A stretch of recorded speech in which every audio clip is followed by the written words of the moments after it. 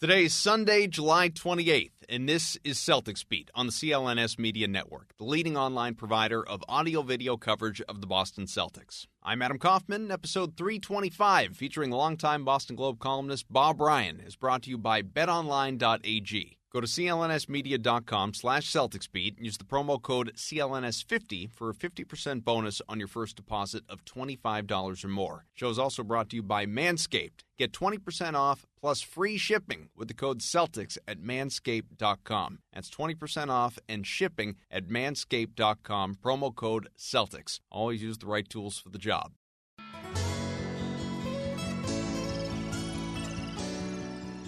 All right, everyone, welcome back into another edition of Celtics Beat. Missed you last week, but Evan Valenti, as always, carried the charge with me out. Enjoyed a little bit of vacation, but I'm back, and I come with reinforcements. I come with one of the greats, a guy who's kind enough to join me every so often here on this show. He's part of the CLNS family as well. Of course, I am talking about longtime Boston Globe columnist and a TV head all around as well on ESPN, Bob Ryan. Bob, how are you? I'm doing very well. Thank you very much, Adam. Well, what's better than being able to chat basketball with you in the summer? That's what I want to know, and the answer, obviously, not much. So we're going to bounce around. We're going to do a lot of different things, kind of a smorgasbord of a show, because a lot has been happening, even just in the last week as it relates to the NBA. But let's start with what's clearly the most important news of the week, and that is the Celtics have signed Tacko Fall.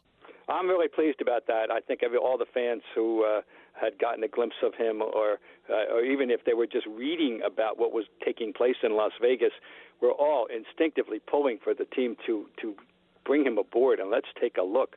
I know it's against the grain of the modern game, and where does a guy like that fit in with to the new game? The old-fashioned center is being phased out, and it's all a different matter. But you've got a 7'6" guy of reasonable athleticism who can block shots the way he can do it, and who appears to have enough athletic ability to do a little bit more than just that. Why not? I'm so pleased that they're the ones who took the plunge on Tacko, and I'm also very happy that they're going to try to develop him. Now, I know a lot of people have seen this news. They saw the press release, hey, Celtics signed Tacko Fall, and you see all the taco emojis on Twitter and everything. And so people naturally flip out because, as you noted, there was that excitement coming out of Summer League. But what anyone who lacks in the clarity needs to be aware of, what this really means is that Fall's going to enter camp on what is a fully non-guaranteed Exhibition 10 contract with the hopes of landing either a two-way contract with the Celtics, and currently each team only gets two of those and both are spoken for, or a guaranteed deal in Boston that, full one-way contract, and Boston does have one roster spot available. So if he doesn't get any of that, in order to go join the main red clause, he has to clear waivers. And as many have noted, and I'm sure you would agree, it's unlikely that would happen because there was a lot of interest around the league. Exactly. Right. After the way he looked in Vegas, there's no way that someone won't say, hey, what do we have to lose kind of thing, and take him. So it is a quandary there, no question. I'm not going to begrudge the people who got the contracts, but I wish that they had one open that they could easily slot him into that. But they don't have the two-way option right now, so he's going to have to earn it. And the other thing about him that we like, he seems to be a thoroughly engaging young man. Mm-hmm. He a lot of the big guys are often the real big guys are they're so self-conscious they wish they could. I always said about Ralph Sampson, who was 7'4", that if he could have paid, and I used to say $1 million, but with this day's salaries I'd have to say $5 million. But if he could have paid $1 million to have an operation where he would wake up at 6'4", he would have paid it. He was not happy being 7'4". Tacko seems to be totally comfortable with himself, and which is really impressive. Well, if he was 6'4", or 6'6", as it were, dropping a foot, he'd have to worry about shooting the three. Right now, obviously not a bigger part of his game, although some of those giants around the association, with the way this game has been stretched out, they are able to. But this is a guy who let's just talk about the kind of the mechanics, the basketball of it, because as you said, he was very good in Summer League. He averaged 7 points. He hit 77% of his shots, the majority of those dunking without even having to leave his feet. He's not an elite rebounder, despite his size. He only averaged 4 boards in those Summer League minutes, about a block and a half. And I'm completely in agreement with you in that I'm glad that Boston's the team that is giving him this opportunity to see if they can develop him and see what's there. I think we've seen there's enough raw talent that there's something there to, I'm not going to go to the lengths where all these people that just see the size and they think about the way the NBA used to be and they think he's probably a better defender than he actually is just by eyeballing him and says, well, this is great. You sign him, you just put him in at the end of the game to protect the rim, and he's worth the signing for that reason alone. Well, one, no, he's not good enough to do that. Not yet. And two, like you said, the NBA doesn't work that way anymore. But in terms of how the league does work today and what raw skills he has beyond the intangibles of just size, which I guess is very tangible, how do you think it makes sense? How does he earn his way onto the roster? How does he convince Danny Ainge, you know what, I'm a guy that you want to gamble on? Well, what do you got? First of all, what do you got? What do you have to lose? Really? Well, Danny would tell you a roster spot. I'm talking about trying to develop them before you make that decision. To answer your question, the key word you had, not yet. No, not yet. But the goal is that he will be that tremendous rim protector. That's the two words that do matter still in this league. And that's the value that a guy like that can have, and that's timeless. Maybe we're in this pick and roll era. Maybe the job description of the five is totally different. I understand all that, but I've just wondered whether we've gotten so far away from it that there's no value whatsoever in somebody that can do that could potentially be a monster rim protector in a strategic moment. And that's the goal. Can he evolve into that? Can he do enough other things to justify being put on the floor? I think that he has demonstrated that he's got more requisite athletic ability than you might have thought. And if you go back to watching him play last year in that Duke game, first of all, that was a charge. All right? I'm telling you, Dukies out there, you got away with one. Zion Williamson got away with one. That was a charge. Could have changed the game. So he's not a stiff. I predict he'll have a career. If it's not here, and if they make a decision that they're not going to do it, they can't make the roster spot, and they do have to put him out there, and he is taken by somebody else, I think somebody will take him. I will just simply conclude the Tacko Fall, in my opinion, part of it, by saying I will be surprised if there's not some kind of, if maybe brief, but there's some kind of NBA career for Tacko Fall. Okay, so I was going to ask that little bit of clarity at the end. When you say career, you don't just mean G League, overseas, plays for gets paid to play basketball somewhere for a long time. You mean NBA? I see him in an NBA box score. I will be surprised. Also disappointed, but surprised if he is not in an NBA box score. Maybe it won't be this year, but I would think it would be. Well, as you said, and a lot of people have observed as well, and I know Jared Weiss, who was on the show a couple weeks ago, wrote a great piece for The Athletic going out to dinner with Tacko. There's a lot of personality there, and he tweeted, excited to be part of the Celtics organization. It's the beginning of seeing my dream come true. Still loads of work, lots of work to be done to secure a spot on the active roster by the time the season starts. Going to stay humble, but I'm hungry and determined. So as he works his way, hopefully, onto the Celtics roster, as I know everybody wants to see, and people would go out and buy jerseys right now if they could. In fact, I guess you could customize it. You can go do that. There are a lot of Celtics players, many Celtics players, half dozen of them that are trying to get onto World Cup training camp rosters. In fact, you have 4 American-born players, Kemba Walker, who's absolutely going to make Team USA, but then also Jayson Tatum, Jaylen Brown, Marcus Smart. They're all going to be in camp for the U.S. squad. You have Daniel Tice with Germany, Vincent Poirier, France.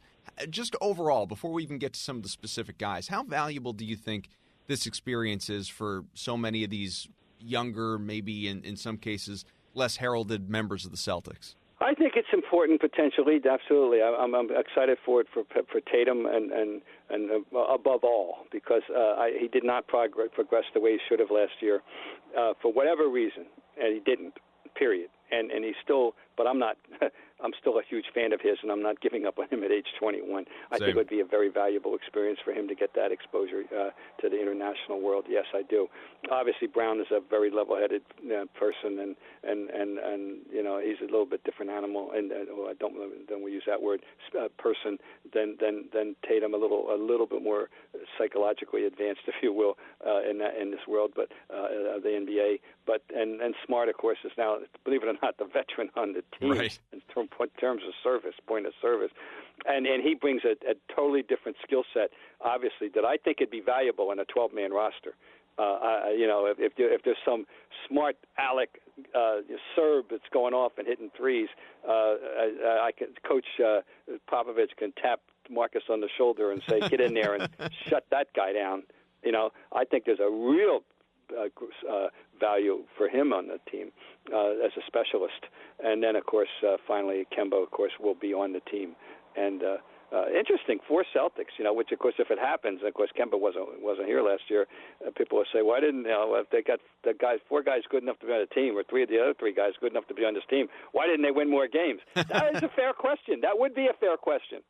It would. I mean, with 17 players in camp as we chat right now, and guys can still take themselves out of the running as so many have. Others can be added to the roster. Camp starts a little over a week from now. How many of Walker, Tatum, Brown, Smart do you expect to make that team with 12 spots available? I mean, do you really think that a third of the squad are going to be members of the Celtics? But I'm telling you, the one that I think has, if it were me, if Pop Smart. said, Bob, what do you think? I say, you want Smart on that team. You got 12 spots. You want a specialist of that nature. There is nobody, and this is mine now. We can have this debate, and I get in the Twitter debate quite frequently during the season about his value. I think he and Jackie Bradley Jr. are like Siamese twins, in terms of their value to the team for those reasons. But I do think that there's nobody like him. You can say there's facsimiles. You can say they can throw this guy out there. I'm telling you, there ain't nobody like Marcus Smart. Marcus Smart's got people. As soon as he walks, people are looking at where's he coming from? Where is it? I wonder where he is. He makes crazy plays happen. He makes things happen in a very productive and very charming way. I would Pop, if I were Pop, I'd want him on my team. Meanwhile, of course, I do love Tatum. I just wish he would. I'm sure he's going to play better this year. Brown is that Brown is Brown, and I like Brown. But let's face it, the ceiling for Tatum is the kind of guy to be all league, to be a perennial all-star. I think a little bit more than for Jaylen Brown, but that's just my opinion. Yeah, it is. It's tough to come up with a sound argument as to which guy of those four definitely won't make the roster. So it'll be interesting to see how Greg Popovich makes his decisions. I do want to talk to you more about Tatum because I feel much the same way you do, but before we do that, is it a concern that so many American-born players have backed out of this tournament? With Kevin Love most recently, that's 9 guys that have already told Pop that they're not going to play in September's event in China, don't want to be part of the camp next month. Anthony Davis, James Harden, Damian Lillard, and Bradley Beal, some of the others. And none of that, by the way, even includes LeBron, Steph, Paul George, Russell Westbrook, Jimmy Butler. Those guys said a long time ago they weren't going to play. So is it alarming at all that guys don't want to, I don't want to over dramatize the whole play for your country type of thing, but don't want to be part of this, just want to have their summer off? I'm disappointed. I thought we had reached a point, we hit our nadir back in 2006 when we were the champions of nothing, not having won the Olympics in 2004, not having won the World Championship in 2006, and then Joey Colangelo was given the complete control of the program and brought in Coach K and turned it all around, and we got back to our level of primacy in the basketball world. And I thought people enjoyed that experience. I thought the word of mouth was really strong, that people enjoyed the experience and were proud to be on the team. LeBron, he's paid his dues. I'm not worried about LeBron. Steph is 30. But I'd love to, you'd like to see him out there because he's the greatest shooter that's ever lived. I'd like to have that guy on your team. But, what's Anthony Davis? Go do something. Do you think he'd want to do something? He's been in one playoff series or whatever the hell, and I don't get that. I don't get I don't know what the objection is from their point. I know Mark Cuban has always hated this whole thing because of the injury factor. I understand that, but the players themselves, I would think they'd want to play. Now you're talking to somebody though who, full disclosure, I love international competition. I love the opportunities that I've had to cover it. I just think it's so much fun. It's a different thing, and I really enjoy it.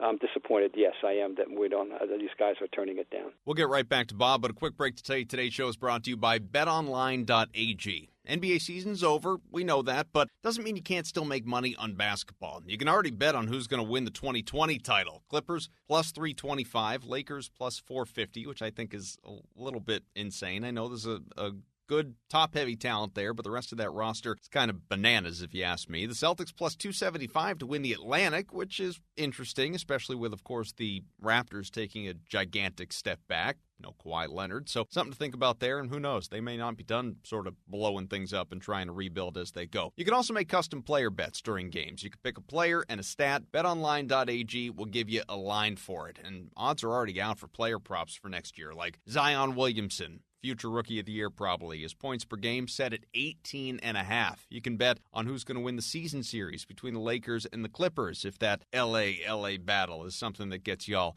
feeling crazy. Make sure you go to clnsmedia.com/CelticsBeat to get a 50% bonus on your deposit of at least $25 when you sign up. And use the promo code CLNS50. Don't be left on the sideline with all this excitement going on the court. Plus, you can play in BetOnline's virtual casino and make some money there too. Whatever you do, make sure you use betonline.ag and use the promo code CLNS50 for a 50% bonus on your first deposit of at least $25. Just go to clnsmedia.com/CelticsBeat and then see BetOnline's general rules for additional terms and conditions regarding bonuses. Let's get back to the show. On Tatum, and hopefully, again, he has the opportunity to play in this. Well, he has the opportunity, but hopefully he makes the roster and can then really go out and actually deliver and continue to build on not only his brand, but his development going into year 3. Jayson Tatum, there has been a lot of talk. You probably think a lot of this is stupid. I do, anyway. A lot of the NBA 2K player ratings. Guys obsess over their ratings. And so Tatum, coming out of year 1, when we all thought the ceiling was so high, and we still do, you do, I do, some have soured on him after kind of, leveling off a little bit in year 2, for lack of a better term. His player rating, his personal player rating, dropped from 87 to 85. Tatum called that disrespectful, talking with the video game company, and then proceed to offer some predictions for this coming season. Where do you think you're going to end up by the end of the year? That's 90. a better question. 90. That's your goal? I'm average over 20. Yeah. All-star. Yeah. And the Celtics, we're going to the championship. All right, so Bob, average over 20, all-star, and Celtics are going to the championship.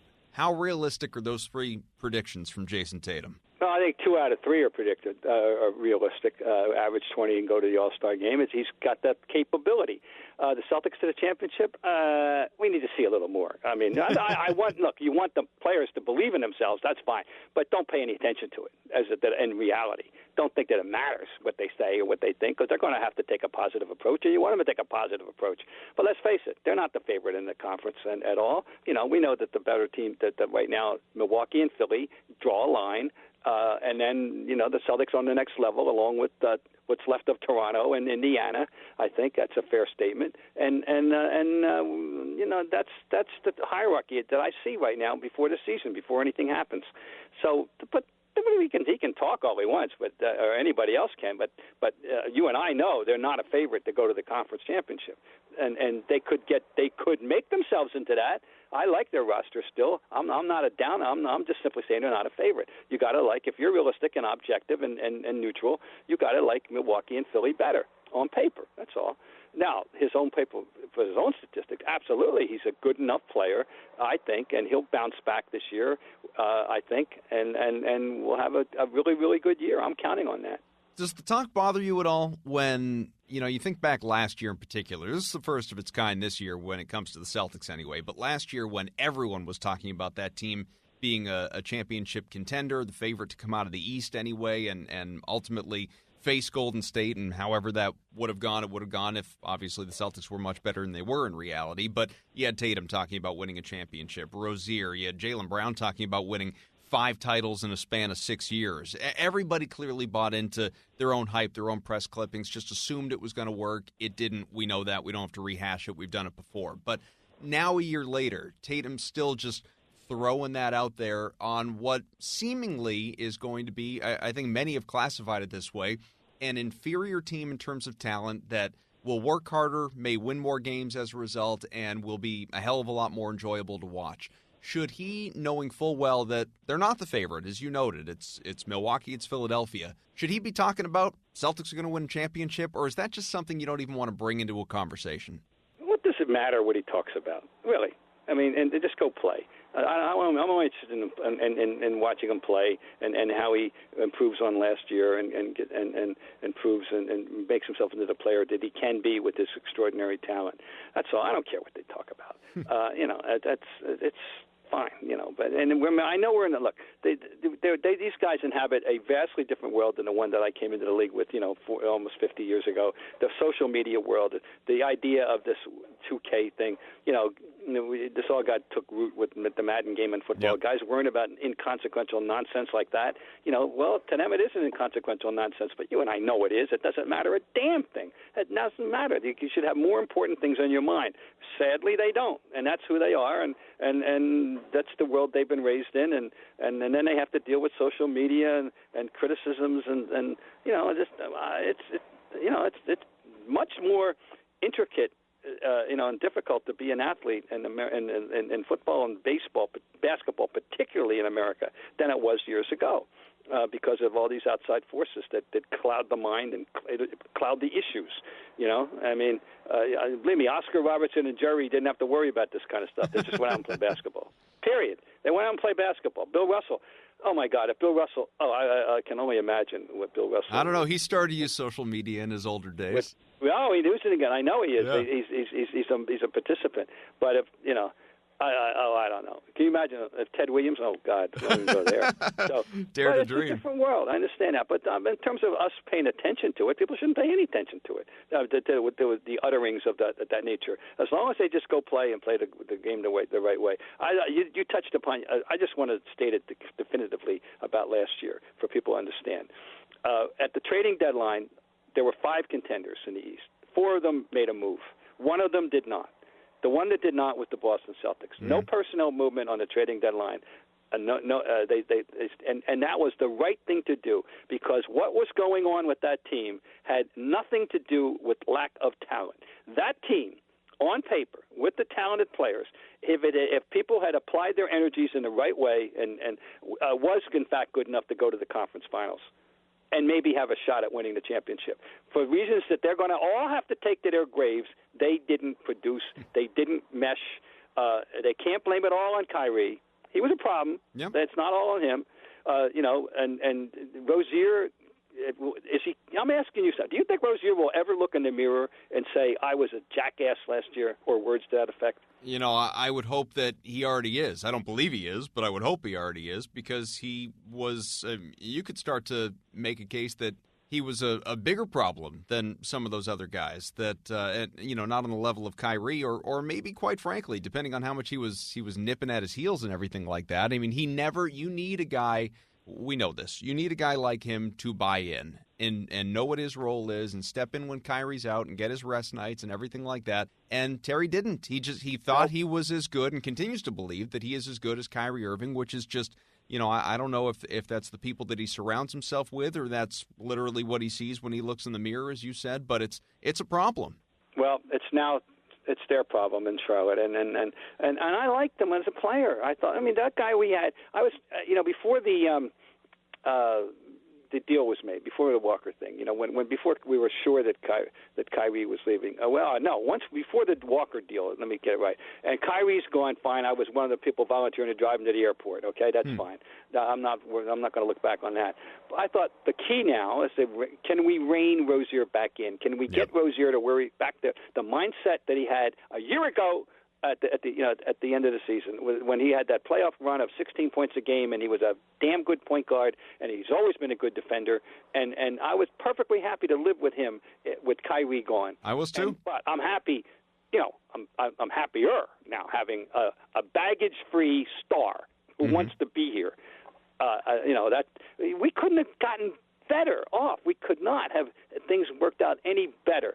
And not that you're going to say that Kemba's more talented than Kyrie. He's not, but he's less stressful for us, for his coach, for his teammates, and he's damn good and good enough. I'll put it that way. So they tell me, and Terry, hey, fine, you got your money now.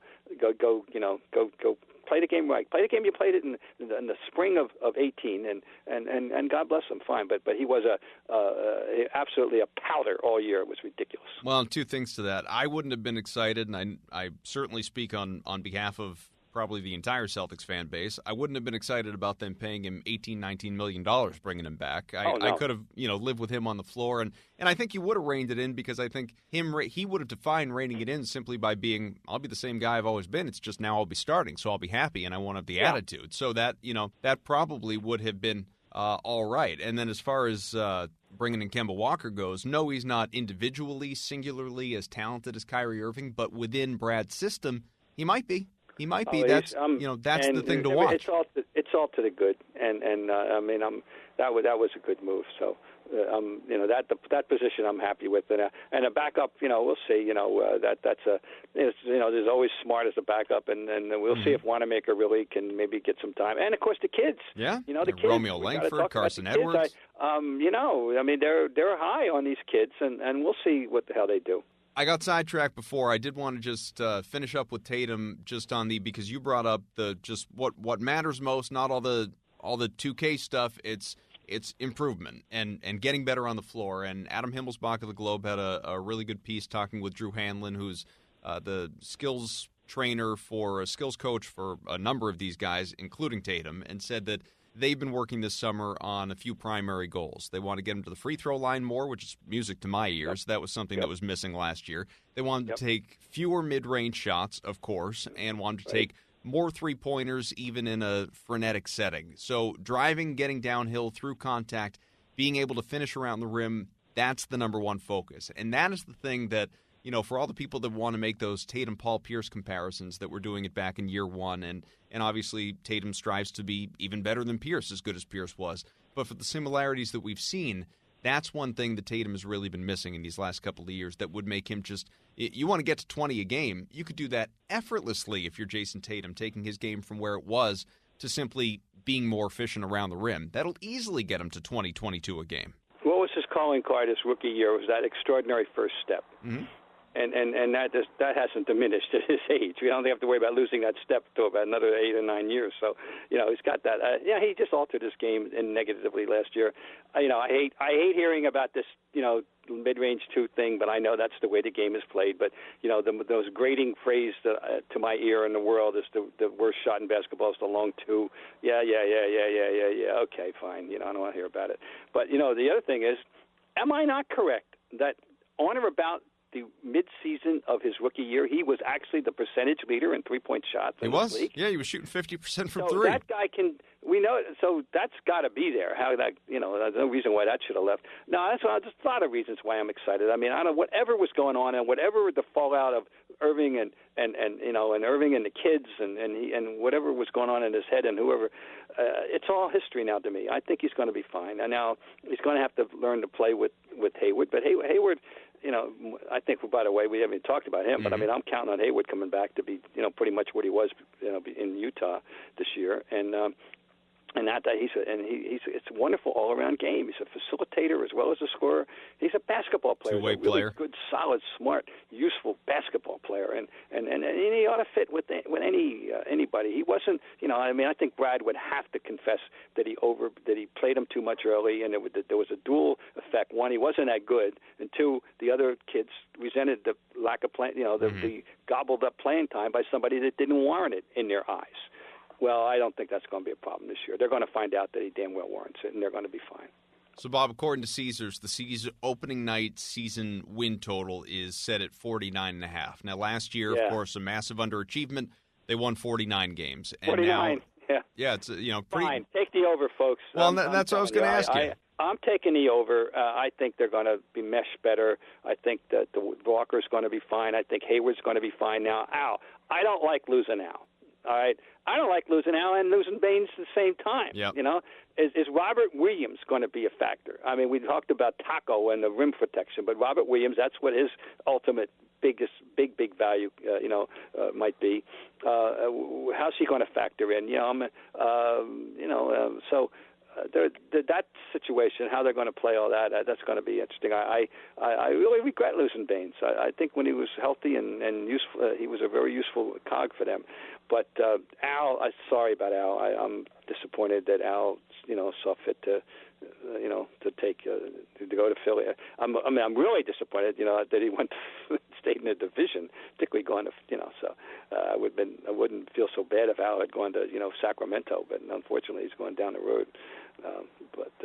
But I still think they're going to be a better team than Vegas thinks and that a lot of people think. Let's keep going with Al because, like you said, he's a Sixer now, and he actually spoke with the Dan Patrick Show just about a week ago, and I want to play you this quick little portion here. Did you see where Danny Ainge, I think, came out and accused the 76ers of tampering with you? Yeah, I saw that. Do you feel tampered with, Al? No, I mean, I just think it's well, what can I say? It's pretty ridiculous, but, it is what it is. I mean, Danny, I love Danny. Danny was always really good to me, and I know that he's definitely frustrated with, things that work out with us. So, Bob, I don't know if the Sixers tampered with Al Horford, but I do agree that it's ridiculous because I know the Celtics tampered with Kemba Walker. They signed him at 6 o'clock on the dot as soon as free agency began. That didn't all happen in about 30 seconds. So we know that tampering is just it's widespread throughout the league. Everybody does it. For Ainge to, have any sort of public decree against Philadelphia being upset about, its approach toward Al Horford, it's a little hypocritical, don't you think? No, it's massively hypocritical, and I love Danny, and I'd have to tell Dan, I'd have to ask him, Dan, what were you thinking? Were you saying that when everyone can see the Walker thing, and you're not the only one, as you say, it's the tampering. I mean, the free agency rule thing is as I had an old history teacher said, honored in the breach rather than the observance by practically everyone. Yep. So I mean, who's kidding who? I don't know what would prompt Danny to do that. It's one of the few missteps, verbal mistakes of his entire tenure, in my opinion. I don't understand why he said that. Just one more short break from Bob to tell you guys today's show is brought to you by Manscaped. All right, guys, a lot of us can admit shaving your southmost region can be kind of tough. And there's always the fear of being too rough or shaving too fast, maybe zigging where you should be zagging. Low-key, it's stressful. That's why you need Manscaped. They've redefined the electric trimmer. The Lawnmower 2.0 has proprietary skin-safe technology, so your worries are now a thing of the past. Don't use the same trimmer for both areas. It's weird. You need to get one specifically made to aid you in specific areas. Protect your precious cargo. Get a trimmer from Manscaped today. Manscaped also has the Crop Preserver, an anti-chafing ball deodorant and moisturizer. You already put deodorant on your armpits. Why are you not putting deodorant on the smelliest part of your body? Get 20% off plus free shipping with the code Celtics at manscaped.com. That's 20% off and free shipping at manscaped.com, promo code Celtics. Let's get back to Bob. So, more interestingly, and that was just really the only thing with Horford I wanted to hit on, but someone you've known for quite a long time, worked with for a long time, Jackie McMullen. She went on the Michael Hawley, NBC Sports Boston podcast, whatever exactly he calls it, and it's probably just the Michael Hawley podcast, and talked about Kyrie Irving. And so she said that Irving soured on Danny Ainge. He lost faith in Brad Stevens and, for that matter, everybody else around here. Have you heard something similar, beyond just what you thought? Have you heard something similar? Are you surprised to hear that Irving soured on Ainge after all the coddling and everything that Ainge did for him during his time here? No, Adam, I'll tell you I'll just repeat something I said many times during the course of last year to people. If, in fact, you see Kyrie Irving's lips moving, cover your ears, because what's about to come out will be indecipherable. It'll be contradictory. It'll be bizarre. It might sound good, and then at the end you'll go, "What did he say?" I don't care what he says. I'll repeat another thing I said 100 times last year. A couple things about him. One, he's not as smart as he thinks he is. Two, he will play for multiple teams. The jersey is hardly his last stop. And each team, upon his exit, will say, God, we could not figure that guy out. We still don't know. He has never categorically said why I left Cleveland. Now, we think we know, but he never said it. And,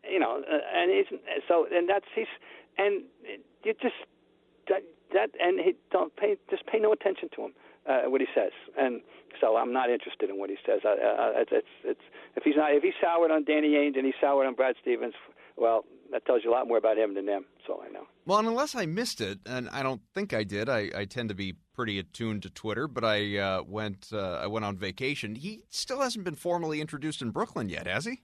I don't know. I haven't. I don't recall any such videos or any such tweets or any story. And I am a faithful reader. I read the Post 6 days a week and the Times 7 days a week. And not that the Times would have a story because they barely cover New York sports anymore. But no, I don't recall any such thing. I'm just eager for all the Boston questions. He is. Good, I said 2 words of advice for the Brooklyn fans: caveat emptor, buyer beware. Well, a guy who's a very happy buyer right now, and that is Steve Ballmer, excited about his Clippers. I have these notes, but I gotta say I'm just fired up to be here today. It's pretty cool, pretty damn cool. Woo! That guy is something. So despite having Matt Foley for an owner, the Clips are the odds-on championship favorites after adding Kawhi Leonard and Paul George. They also, of course, have Lou Williams, Mo Harkless, Patrick Beverley, Montrezl Harrell, JaMychal Green, Zubac's back, among others. Now, I'm not, and maybe we've discussed this in the past. I've discussed it a lot. I just don't know if I've done it with you. I'm not a huge Doc Rivers guy. I'm really not. But that being said, is this just about the perfect roster for Doc to coach? Well, full disclosure, before we go any further, I am a Doc Rivers sycophant. He's one of my favorite people I ever encountered in my 50 years of covering the NBA. I consider him to be a friend, so I'll have to, so full disclosure. Well, just to be clear, when I have to recuse myself. No, I mean, you're talking about his coaching skills. Correct. I'm not saying anything about him as a guy or anything like that. I'm talking purely as a coach. Playing my cards on the table. Yeah. So I'm very biased in favor of Doc Rivers. Sure. So that's fine. I'll tell you something. I think the Lakers roster is better. Interesting. On paper. Now, one part because they've got the best player, and Davis, and other than, after Leonard, they got 2, and I. So in Davis, not LeBron? And Davis, I would take in a vacuum over George and Leonard. Okay, and that's me. But what about the rest of the roster pieces that they've assembled on paper? But I do like the Clippers roster, obviously, and they're going to be they're clearly now a serious contender. And but if the Lakers play their cards right and get coached right, I think they're going to be pretty good. But and a lot will depend on exactly what does LeBron have left in the tank, because Davis is going to be motivated, and Davis is a monster. God, don't underestimate and forget how good he can be. He's scary. So but I think it's exciting. I love the idea that the Clippers they're in the same building, and I love that they're vying for attention. I just take note now that they're talking about building their own building now. I didn't realize that, and in Inglewood. And, interesting. Opening by 2024, so don't hold your breath. Yeah, it's still a little ways out.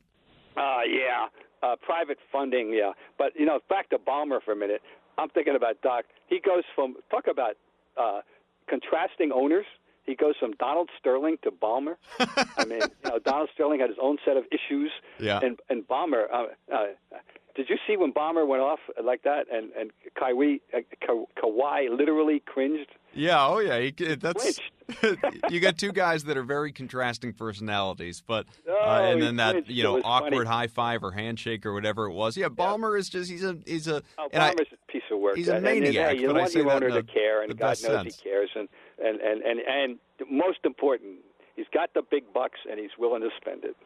No, absolutely, and I am very intrigued by what's going to go on out in L.A. for both those teams, like you said. I don't want to keep you too long, so let's just I got to run pretty soon. Yeah, let's mix in the Warriors real quick before you go. So Warriors head coach Steve Kerr, he went on the Warriors Insider podcast recently, talked about the Anthony Davis situation and the midseason demand from New Orleans last year. Kerr voiced his displeasure with how all that unfolded. Here's some of what he said. I'm talking more about the Anthony Davis situation, where a guy's perfectly healthy and a couple years left on his deal and says, I want to leave.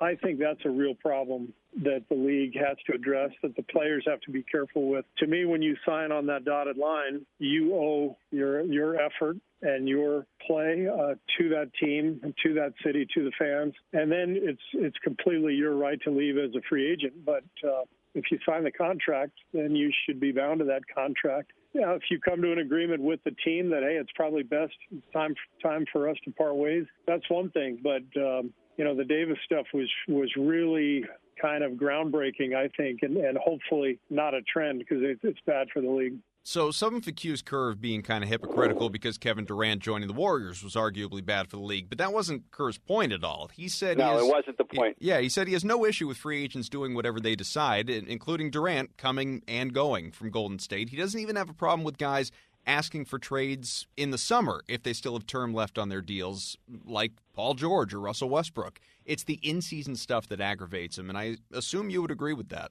Well, we had a couple of circumstances. We had the Jimmy Butler situation last year. Yeah. When he made himself a poison pill in Minnesota, and got himself to Philly, and then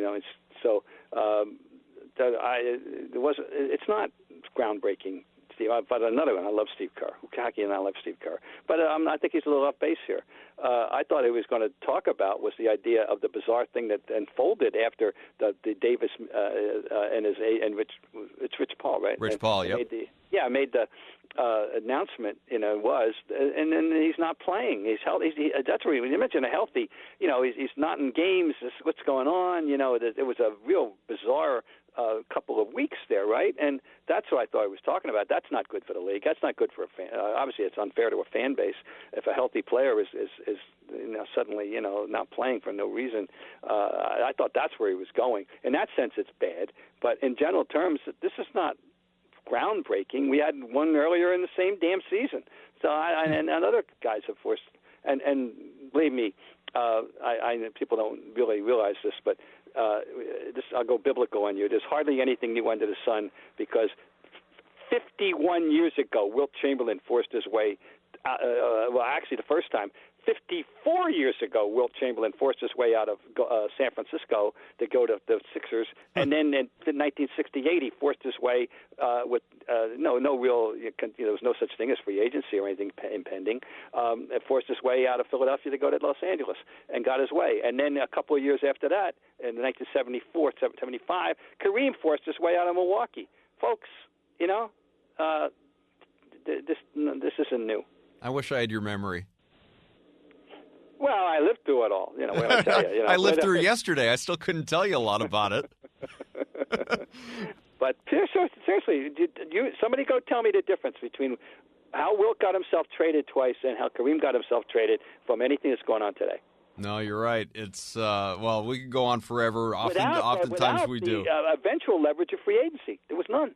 We're in a different time, that's for sure. And if these past couple off seasons or few off seasons seem crazy in the NBA, just wait for 2021 when all the huge stars are seemingly going to be available. Next summer, there'll probably be some trades, but for the most part, it'll be relatively calm. At least as we chat in July 2019, we can say that. But a couple of years out, it's going to be really nuts. Bob Ryan, longtime columnist of the Boston Globe, good friend of this program and CLNS Media as well. Bob, thank you very much. I always appreciate it. You're welcome. That was fun, Adam. He's the best, isn't he? I could talk to Bob Ryan every single week. Maybe we should do another show. Maybe we should do a joint show. Me and Bob Ryan every single week. Would you listen? Let us know. Let us know in the comments section.